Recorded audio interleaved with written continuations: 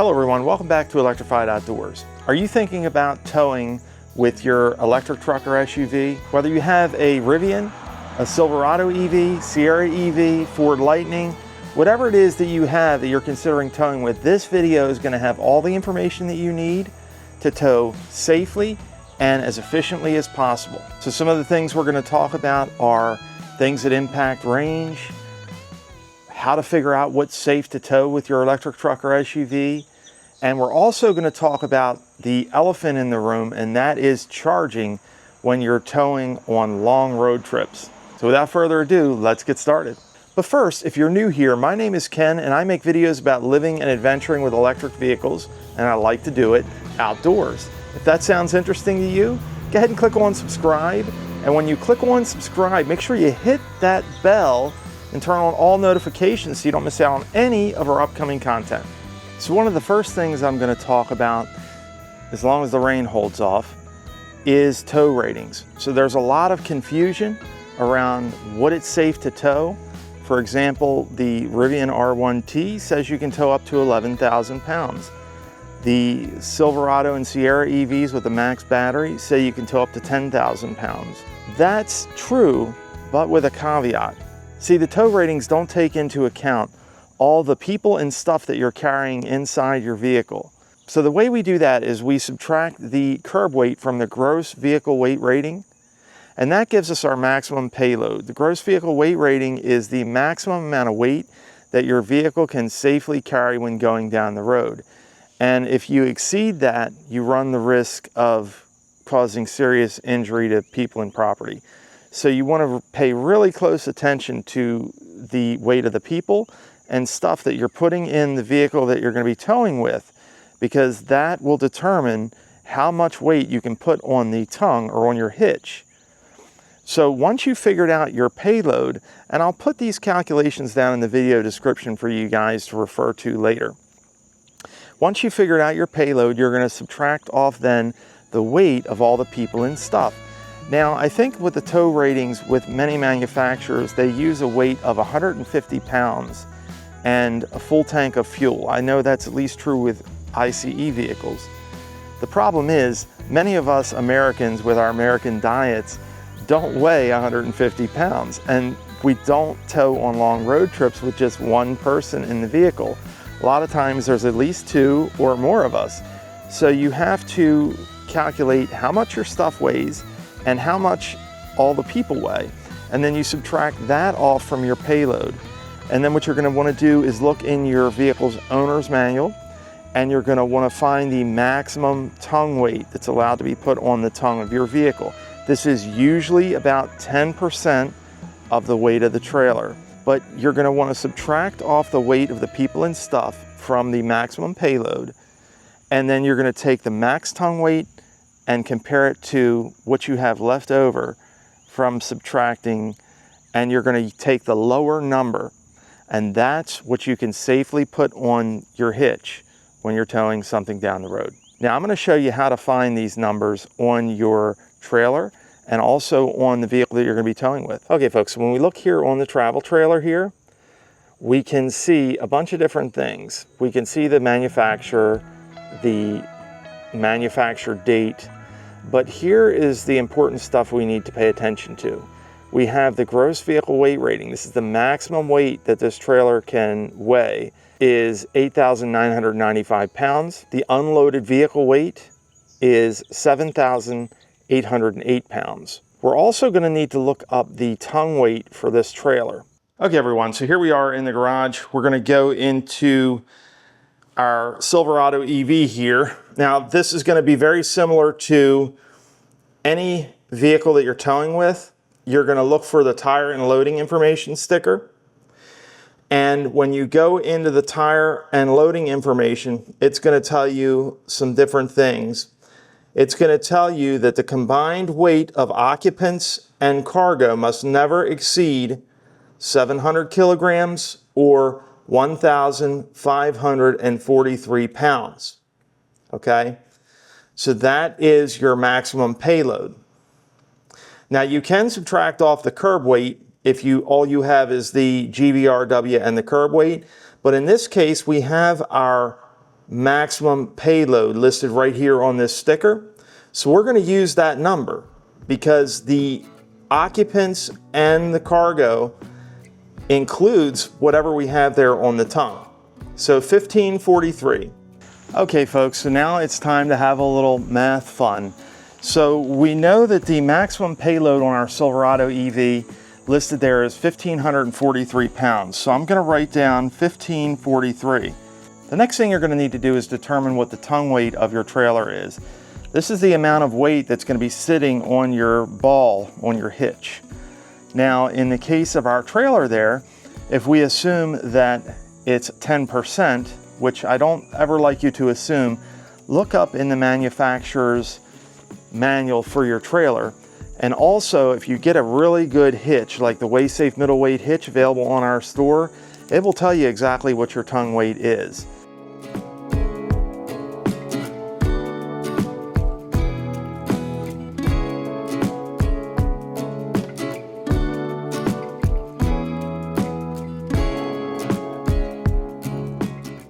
The next tip I'm going to have is to check your vehicle owner's manual.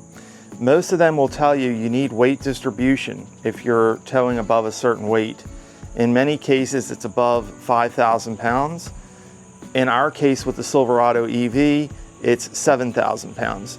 So if we're towing 7,000 pounds or more, we are required to have a weight distributing hitch. And when you get a weight distributing hitch, like the WaySafe middleweight that's available in our store, you want to have that professionally installed to make sure it's installed exactly the way it's designed to be installed and that it's as safe as possible when you're towing that trailer down the road. Now, the last thing I'm going to say about capacity and ratings is if you're ever in doubt or if you need help with any of this, the service department at your local RV dealership is a huge resource that you should absolutely take advantage of.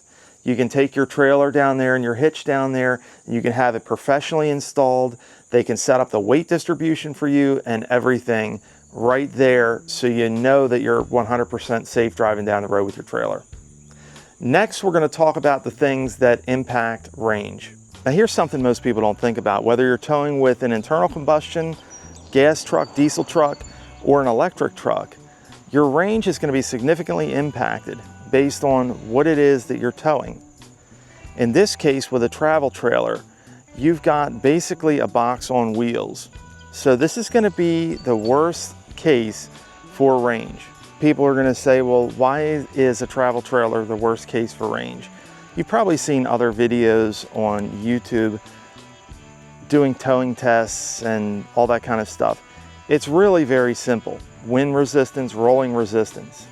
Okay, so there's a bunch of things that affect it. And with an electric truck or SUV, the number one thing is going to be that rolling resistance. And when you're towing around this box on wheels, that's going to be a worst case scenario. The next thing that's going to really affect it is the number of axles that you have. So if you have a small trailer with just one axle, that's going to be one wheel on each side. That's going to be the best and least rolling resistance. As you start getting up and you have a tandem axle, which is what this trailer is, so I have two wheels and tires on each side, that's going to increase the rolling resistance and increase the losses that I'm going to experience as a result. And of course, the worst case is going to be if you have something really heavy, which you probably aren't going to be towing with any of these medium duty trucks. You're going to need something more heavy duty to tow that. But a triple axle is going to be kind of the worst case scenario there. So as an example, with the Silverado EV, our range with nothing hooked up is about 460 miles. That's EPA range. The real world range is probably a little bit less if we're doing highway driving. But let's go in and take a look at what my actual towing range is on that close to 2,000 mile towing road trip that I did to Disney. Okay folks, so here we are inside of the Silverado EV. And I'm going to show you how much of a difference a trailer like this makes. Now, obviously, if you have a flat trailer or you have a flat trailer and you're just towing a vehicle like an ATV or something on it, that's going to get quite a bit better range than a travel trailer. A travel trailer is the worst case scenario. So I don't want you to look at this video and think that you're going to get this horrible range because this really is a worst case scenario. This travel trailer is really close to the maximum towable weight for the Silverado EV, which is 10,000 pounds. And it's also a big box on wheels, which is a worst case for aerodynamics, and it has 2 axles, which also is a significant amount of rolling resistance. So let's go to vehicle status. We're gonna go to our trip meter. So my trip 2 is towing this 2970 RL, and I took just a 500-mile snapshot, so you'll see 520.6 miles. And you can see that my efficiency was 0.8 miles per kilowatt hour average. Now I did see as high as 1 or 1.1, and I saw as low as 0.7 or 0.6. It really is going to depend on a lot of other factors, which I'll get into later on. So to sum this up, with that particular trailer on this particular vehicle, instead of the 460 mile EPA range, I'm going to get more like 200 miles. And that's going to be from 100% to 0%. Now, let's remember, folks, there's something called the 70% rule. Now, with electric trucks or any electric vehicle, really, when you start charging above 80%, it slows way down. In most cases, it takes you just as long to charge from 80 to 100% as it does for you to charge from 10% to 80%. So when you're on a road trip, you don't want to run the battery below 10% because that could be putting you in a very bad situation if a charger is broken. It also is not good for the battery. So you're going to want to not charge above 80 and not go below 10. That means you can only use 70% of that battery. Now I'll put some calculations up on the screen for the Silverado EV to give you an idea. I'll also put them up for the Rivian R1T Max battery, because I think anybody that's towing will probably be using the Max Pack Rivian. I'll put some numbers up there, what you can expect with the efficiencies that I've seen on those vehicles to kind of help you out there. The next thing I'm going to talk about is the elephant in the room, and that is charging when you have a trailer hooked up. The first tip that I'm going to have for you on any electric vehicle road trip, not just towing, but it's extremely important when towing, is to use my 2 favorite apps for road trip charging, and that is a Better Route Planner. Get the premium A Better Route Planner subscription. It's $5 a month, well worth the money. A link to that will be down in the video description. And if you use my link there, you will get your first 30 days of a Better Route Planner Premium free of charge. The other app that you want to use is PlugShare. PlugShare will have feedback about how the chargers are working. It also has a trip planner. Now I actually use it and I put in my range when towing. I put in a very conservative number. In this case, for my 70% rule, I put in 150 miles, and it gives me a circle. And it shows me all the chargers within that 150 mile radius. And then when I select the first one, it expands that circle out, and I select the next one, and I can plan my road trip that way. The third app, which is invaluable, is Google Maps. Now for Google Maps, you're going to want to use that to scope out the chargers. If you have that trailer that, in this case, is 34 feet long, how are you going to get into and out of that charger? Are you going to have to do any 3-point turns? Will it even fit? Are you even able to access the charger? Are the chargers pull through? Is it a trailer-friendly charger? Now, Google Maps will give you a lot of information, and you'll be able to see how the chargers are laid out before you actually get there. So it's critical to know that. Both A Better Route Planner and PlugShare also have filtering options for pull-through chargers and trailer-friendly chargers. Now, it's important to make a distinction here. A pull-through charger, when you're towing a trailer like this, is the ideal situation. If you can do only pull-through chargers, that's what you want. In most parts of the country, however, and on longer road trips, you're not going to have pull-through chargers for every stop that you need them. Trailer-friendly chargers are a little bit different. Those are usually pull-up chargers, but trailer-friendly means there's space around the charger to unhitch your trailer and park it while you charge.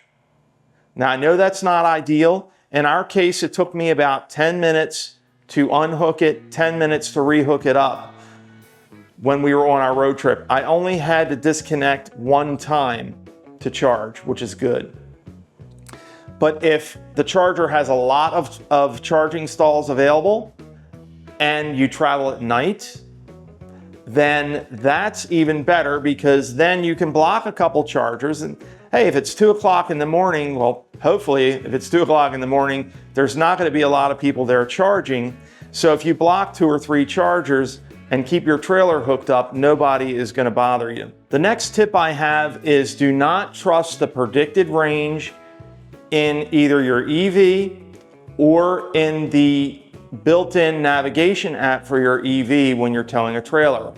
Some of them are better than others, but none of them are very accurate from my experience. So what you're gonna wanna do is actually do the calculations.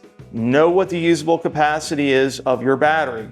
In this case, we have a Silverado EV with a max battery, and I know the official capacity is 205 kilowatt hours. Now, if I'm towing my trailer and I'm getting 1 mile per kilowatt hour, that means from 100% to 0, I can go about 205 miles. And if my efficiency is lower, I just simply multiply my efficiency by the number of usable kilowatt hours that I have in my battery. That's going to give me my 100% range. So that's going to keep you from getting into a very bad situation where you might run out of battery. Something to keep in mind. Now, this will all get better with time as more and more folks start towing with EV trucks, but right now these are the things that you need to be aware of. The last thing I'm going to talk about with towing with an electric truck or SUV is the charging cost when you're towing on a road trip. It's actually slightly more expensive than a gasoline truck. I'll put up on the screen the cost. However, if you don't tow a lot, we tow about a dozen times a year, the savings all the other times make up for the additional costs when we're towing on a long road trip.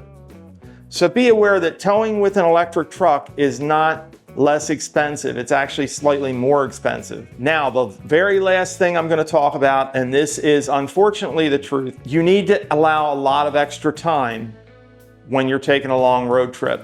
Now, on a 900-mile trip, we spent between 5 hours and 20 minutes and 5.5 hours charging. Now, most of that was due to chargers not getting their advertised speed, getting much lower speed, not working, that kind of thing. It would have been much less, but it still would have been several hours, even if every charger was operating at the full 350 kilowatt that my truck is able to take in. So be aware of that. Know how long it takes to charge your truck from 10% to 80%. And a better route planner is really going to be crucial in helping you to be prepared for how long you're going to have to be charging on a road trip. And it's a long time. But again, folks, it's all what you make of it. On a longer trip, like the 900-mile trip we made from Maryland down to Disney, we stopped over at a campground. And when you stop at a campground, the nice thing there is they will usually let you plug in and charge your truck on level 2, take your portable charger with you.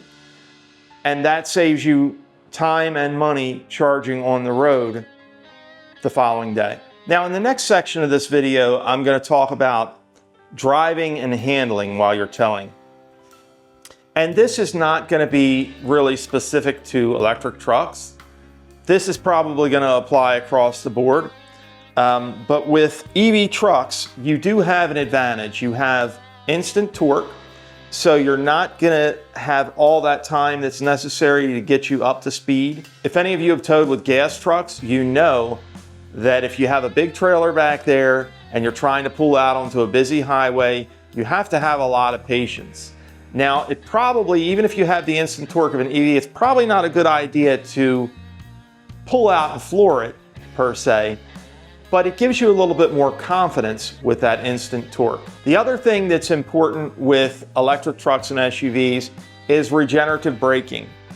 So when you let off the accelerator, if you have that one pedal driving and your EV truck or SUV turned on, it will actually take that momentum, that energy, and put that back into the battery. Instead of using your brakes on your truck or the brakes on your trailer, it takes that momentum, puts it back into the battery for you, and that extends your range. So that's a very good thing.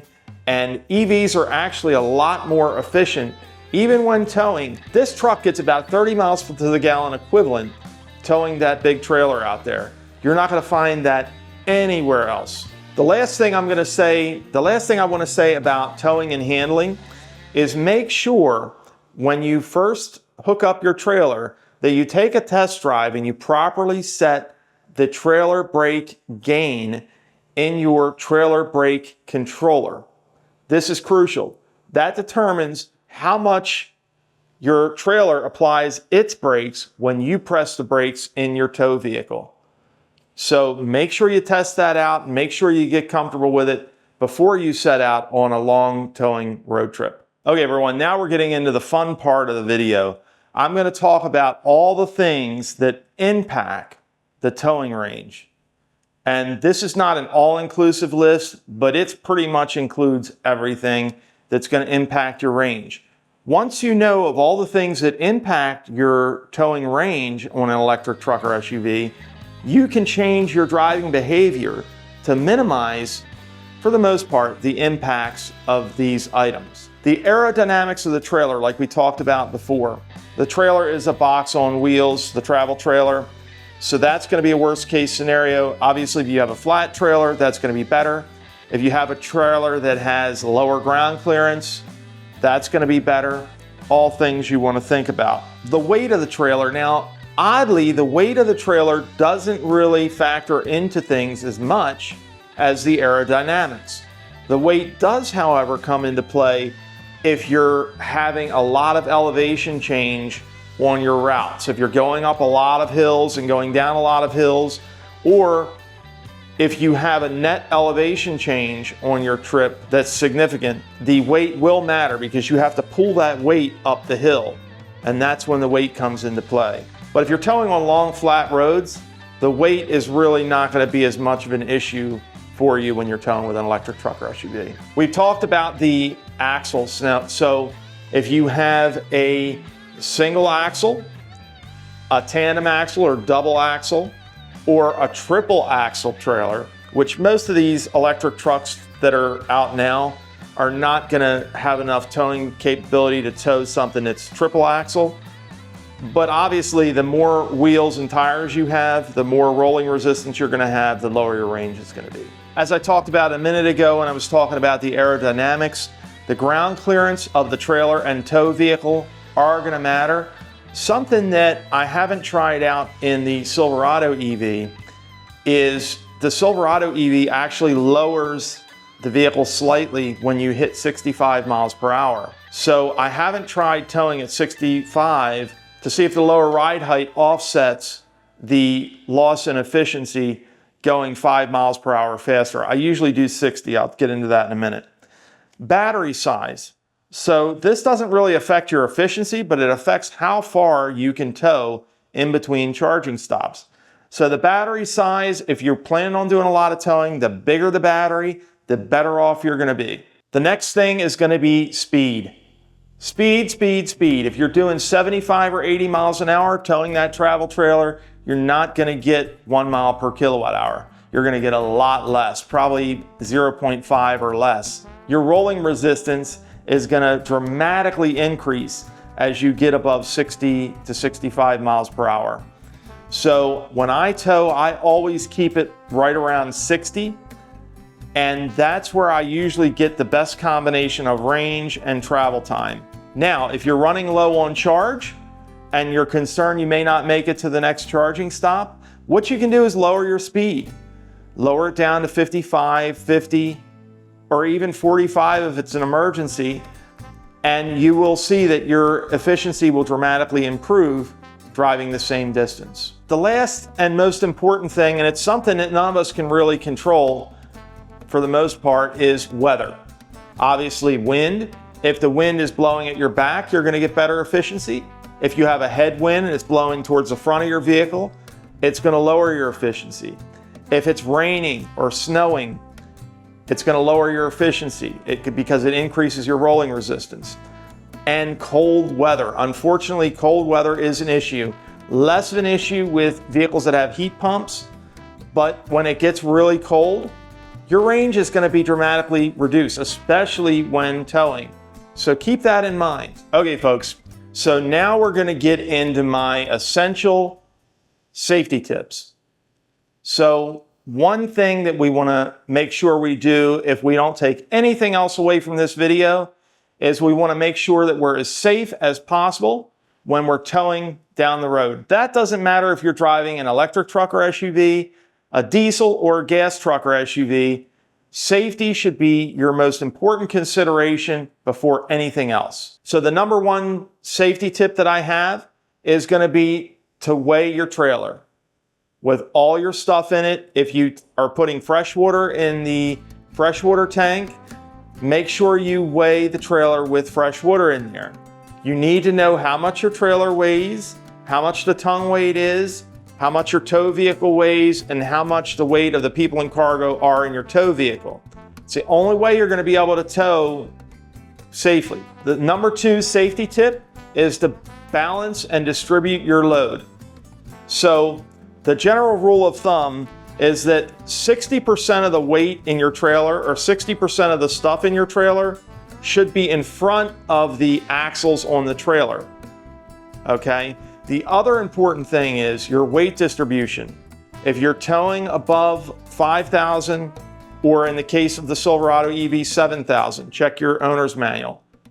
Where weight distribution is required, make sure you have the weight distributed correctly. This is crucial because when the weight is not correctly distributed, it puts more weight on the back of your tow vehicle, which makes the back end of it sag and the front end sticks up. When the front end sticks up, you have less steering control, and that is not a good situation to be in, no matter where you are or where you're going. The next thing is to check your tire pressures. Believe it or not, the tire pressure has a really significant impact on your efficiency. Both the tire pressures in your tow vehicle and the tire pressures in your trailer tires. Check those, make sure they're set to the manufacturer recommended cold tire pressure before every trip. The next tip that I have, you're going to want to look in the owner's manual for your trailer and see what the manufacturer recommended torque is. In the case of our Grand Design 2970 RL, it's 100 foot-pounds. So we're going to go to each lug on each wheel in a star pattern and make sure that it's tightened to 100 foot-pounds before every trip. Make sure we don't lose a wheel. That will really ruin your vacation. I promise you that. The next safety tip I have for you is to bring adapters. Now, if we look here in the Silverado EV, I'm going to go in here and I'm going to grab out. I have this nice little bag here.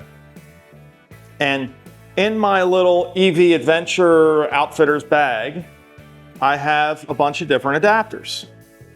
And I'm just going to show you these real quick. This is my official Tesla supercharger adapter. So this allows me to use the Tesla supercharger. Now, the Tesla supercharger is not as fast as what this vehicle can take, at least not at the time of this recording. But when you're towing on a road trip, you need as many options as possible, and a slow charger is better than no charger. The next thing I have, and these are all going to be on my evoutdoors.org store. This is an adapter for your 7-way trailer plug. Now, my trailer has a Furrion backup camera that I also use while the vehicle's in motion that allows me to see what's going on behind the trailer. On 2021 and newer General Motors vehicles, so this is going to apply to the Silverado EV and Sierra EV, they use something called pulse width modulation, or PWM, and this causes the cameras not to work. They keep turning off and on. I had a heck of a time figuring out what was going on, but this adapter for the 7-way fixes that issue by changing the pin so that the camera pulls from the 12-volt battery on the trailer. And the last adapter I have in here is my Tesla J3400 to J1772 adapter. And if I'm stopping at a hotel somewhere, this is going to allow me to plug in a Tesla destination charger and charge my J1772 based electric vehicle, which applies to my Silverado EV here.